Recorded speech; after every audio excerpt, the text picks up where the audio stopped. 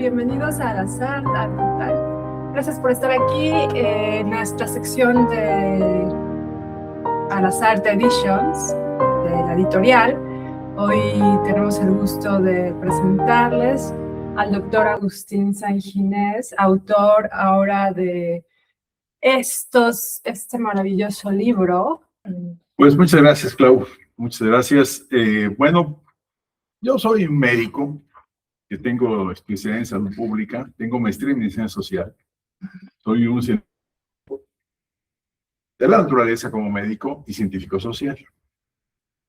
Entonces tengo estas dos visiones, pero además soy una persona muy comprometida con las causas de la justicia, de la libertad, de la verdad.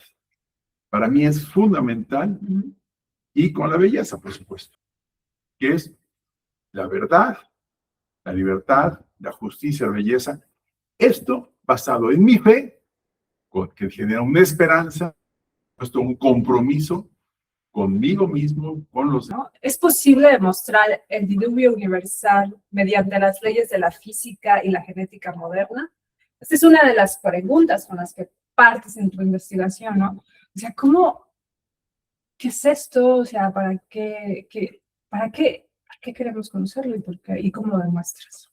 A ver, como todo científico del mundo moderno, del paradigma actual que domina la ciencia actual, nos vendió la idea, se nos ha vendido y además casi dogma, que el diluvio es una historia, un cuento que fue a partir de inundaciones locales que se dieron tal vez en Medio Oriente, a lo mejor en Sumeria, que fueron inundaciones locales que lo pusieron como universal, como historia universal. Esto es lo que nosotros pensábamos siempre. O sea, pero a mí me interesaba saber dónde había sido la inundación local. Desde siempre me gustaba, bueno, pues si hubo una inundación local, ¿dónde fue y qué características tuvo? Y entonces desde las teorías, yo empecé a ver las teorías de que fue por la inundación del Mar Negro cuando se rompió el Bósforo, y que entró una cantidad de agua enorme con el deshielo y que quedaron ahí sepultadas algunas culturas y que algunos se salvaron y todo esto. O de las inundaciones de Sumeria y todo esto. Pero también había rastros muy fuertes. O sea, hay fósiles marinos en las cumbres de las montañas. O sea, quiere decir que o las montañas se emergieron o se hundieron o qué pasó. Había muchas dudas científicas. Y bueno, pues, ya como jubilado, cuando tienes tiempo y tienes creatividad y tienes inteligencia, lo puedes usar para el bien y para el desarrollo de la ciencia. Y eso fue lo que empecé a hacer. Y partí de la primera idea es cómo 8 personas pudieron repoblar el mundo. Okay. Como demógrafo, yo como científico social y además en epidemiología, en salud pública, pues sé bastante demografía. Entonces dije, 8 personas no pueden repoblar el mundo. Esa era mi primera objeción contra el diluvio. Y me puse a hacer cuentas a mano, y resultó que sí se podía. Y luego lo metí a la computadora con varios escenarios y resultó que sí. Entonces, claro que era posible. A una tasa y conociendo las tasas de duplicación de la población, ¿no? Según qué tasa de reproducción podías tener. Y una vez que demostré eso, dije, bueno, ¿qué otra cosa viene? Dije, pues, ¿con qué empezar? Pues con la lingüística. Me gusta mucho la lingüística porque pues, yo hablo lengua celtal, que son lenguas indoamericanas, pues conozco las lenguas indoeuropeas, y bueno, me ha gustado muchísimo la historia de los pueblos, ¿no? Y cuando empiezo a estudiar la lingüística, hay un libro que se llama El problema indoeuropeo, en español, que dice que no se puede entender la lingüística si no se entiende genética de poblaciones. Genética de poblaciones, sí, yo había oído hablar del Adán cromosómico, de la Eva mitocondrial, pero así como muy raro, ¿no? Que tienen miles de años y cosas estas, ¿no? Y bueno, como médico, pues sé algo de genética, pero pues no me había metido nunca genética de poblaciones. Prácticamente no conocía. Y empiezo a estudiar genética de poblaciones. Eso me llevó 1 año de trabajo estudiar a fondo genética de poblaciones. Ya cuando entendí genética de poblaciones, Y ya cuando tenía claro la historia de los pueblos iniciales, la lingüística y la demografía, edité el primer libro, todavía muy incompleto, que se llama La ciencia y el diluvio universal. Todavía faltaban muchísimos datos. No me metí para nada con geomorfología, con astronomía, con ciencias de la Tierra, con ciencias de... A encontrar datos, datos y datos. Por eso me atreví a publicar este libro. Para que fuera más fácil la lectura, y cada tomo tiene, como dijimos, diferentes temas que se fueron distribuyendo, importantes para el diluvio. Entonces, no sé si nos quieras, pero más general e importante de cada uno de los tomos. Bueno, el libro está lleno de citas bibliográficas. Es un libro científico. No es un libro especulativo, no es un libro teológico, es un libro científico. Datos de la ciencia. De la ciencia no dominante. Bueno, se toman los datos que hay de la ciencia dominante, pero se interpretan de manera diferente. El problema no son los datos, el problema es quién los interpreta y cómo los interpreta. Esto yo lo he hecho, conozco mucho medicina indígena, y entonces había enfermedades pues, que para mí era una diarrea por amibiasis, pero decían así, dije, no, es que están empachados, no, es que le hicieron ojo, es que le hicieron brujería, Claro. no, pues quién tenía razón, ellos interpretaban el dato, sí, era una diarrea, pero yo decía que era por una infestación por amibas, pero ellos decían, no, que era por empacho, o que era porque era brujería, o porque le habían hecho ojo. Entonces, el dato estaba ahí, ¿cómo lo interpreto? ¿Cómo interpreto el dato? Entonces, a partir de ahí, descubro que el dato es importante, pero más importante es cómo se interpreta ese dato. Y entonces empecé a interpretar los datos de manera diferente a cómo lo interpreta la ciencia dominante, a partir de otro paradigma científico, de una reconstrucción radical del paradigma. Esa es la situación, la generalidad. Y lo paso en todos los detalles. Por eso es un libro profundamente polémico desde el punto de vista científico. Y la primera situación que hace la ciencia moderna es descalificar y burlarse de ellos. No, es pseudociencia, es tierraplanista, es todo esto. Por favor, no confundan. No es ni esotérico, ni terraplanista, ni pseudociencia. Es ciencia de la más exacta, pero con una interpretación de los datos bien diferente como se interpretan actualmente. ¿Cuál fue tu principal fuente? A ver, hay muchas fuentes. Okay. Muchas fuentes. Bueno, principal la Biblia, pero bueno, pues es el inicio. Claro, claro. Pero hay 3 teorías científicas muy trabajadas en esto.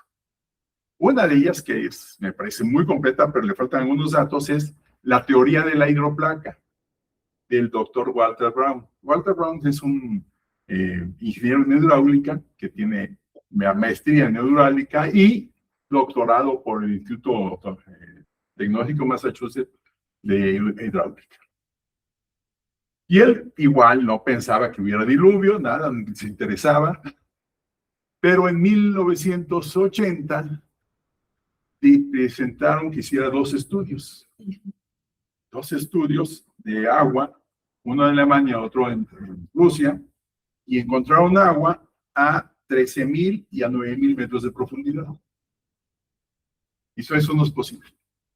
Científicamente eso no es posible. Según nuestra técnica no es posible. ¿Por qué? Porque el granito, después de 8 kilómetros, se vuelve totalmente impermeable. Entonces no puede pasar nada de agua después de 8 kilómetros de profundidad. O sea, lo estoy diciendo con lo que le dice la ciencia de antes.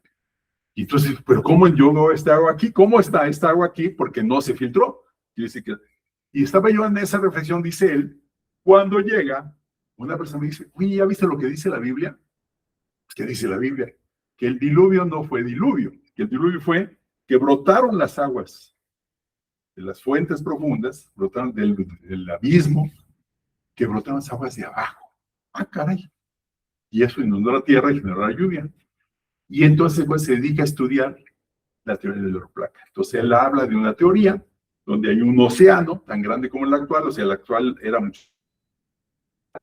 Y de ahí brotó toda el agua que estaba en una presión brutal. Se llama agua supercrítica. Agua supercrítica es agua que está no se puede evaporar porque está bajo presión, pero está a muchísima temperatura y entonces está a una presión brutal, caliente, caliente. Y entonces cuando se rompe, genera todo el diluvio. Y esto, dice él, empieza a ver el mapa del mundo, así la esfera, y ves la costura, como una costura de béisbol, en todas las crestas medioceánicas, ¿no? Del Atlántico, del Pacífico, todo esto. Y entonces empieza a desarrollar toda su teoría de la hidroplaca, muy interesante, que yo la retomo muchísimo, por supuesto. Yo todo esto lo retomo mucho de Walter Brown, un gran científico, y tiene su libro que se llama In the Beginning, los orígenes. The Beginning, en el comienzo. Okay. Sí, el comienzo, y que es un libro electrónico que lo puedes leer gratuitamente en Internet. Okay. La teoría. La segunda teoría, que la desarrollaron en los años 80 y se ha ido desarrollando, es el modelo geológico bíblico de dos geólogos estadounidenses y australianos, ¿sí? Y Whitcomb y Morris, que desarrollaron el modelo geológico bíblico, que es bien interesante, pero ellos más bien hablan del proceso después de que empezó el diluvio. Okay. O sea, cómo se dio después de esa etapa todo el proceso de inundación y el proceso de eliminación de la tierra y cómo se formó la tierra, la geomorfología. Pero faltaba una parte, que es cómo se movió la tierra, que lo trae un poco la teoría de la hidroplaca, pero no súper completa, donde se juntaron científicos, 6 científicos de altísimo nivel, diferente nivel, y hicieron la teoría catastrófica de placas. ¿Qué quiere decir? Que la tectónica de placas sí existió, pero no fue en 250 millones de años, sino fue en un año. Es una velocidad tremenda. Si no, no hubiera podido producir las montañas que se producen en Himalaya, los Andes, los Rocallosas, los Alpes, todas las grandes montañas se desarrollaron, las montañas chinas, se desarrollaron fundamentalmente en la tectónica catastrófica de placas. Entonces tú combinas las tres, hidroplaca, teoría catastrófica de placas y el modelo geológico bíblico, y tienes una teoría integrada, que es lo que yo trato de hacer en el tratado, más lo que yo aporto en genética, que prácticamente no se iba a aportar nada en genética y en animales. Interesante. Bueno, claro, yo ya tuve la experiencia de leer algunas partes del libro y sí, a veces son datos duros, ¿no? Tienes que ir poco a poco, tomarlo, sentir los datos, experimentarlo también. A mí eso de experimentarlos es muy importante, ¿no? Por ejemplo, vas a la playa o vas viajando, vas a las montañas y empiezas a ver esos capas, ¿no? Geológicas, como lo dice el doctor. Y entonces justo te sale ese cuestionamiento y normalmente te ponen así en las explicaciones. Hace más de millones de años pasó que la Tierra, y dices, bueno, ok, y te lo crees, todo te lo crees, obviamente, ¿no? Porque normalmente no nos cuestionamos lo que ya está ahí dicho históricamente, pero aquí lo interesante es que el doctor está cuestionando este tipo de cosas y después de leerlo dices, no, es que esos millones de años no existieron, ¿no? Claro. En el libro que hace también la tectónica catastrófica de placas, otro grupo junto con ellos hace el proyecto RAID, que es la medición de la radioactividad de la Tierra y cómo la historicidad de la radioactividad. Y ellos demuestran cómo hubo 2 periodos de intenso creación radioactiva. Ellos le llaman el momento de la creación y el momento del diluvio. Y eso modifica toda la estructura de la radioactividad. Pero si lo juntas con la hidroplaca, Walter Brown dice que precisamente con el diluvio, con el roce de las placas, cuando se iban haciendo esto, generó tal cantidad que generó la radioactividad en la corteza terrestre. Por eso, la medición de la antigüedad por radioactividad no es posible. O sea, es un engaño.